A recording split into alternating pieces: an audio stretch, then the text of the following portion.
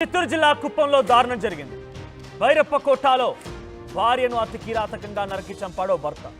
2 ఏళ్ల క్రితం తమిళనాడుకు చెందిన రాజేష్తో కీర్తనకు వివాహం జరిగింది.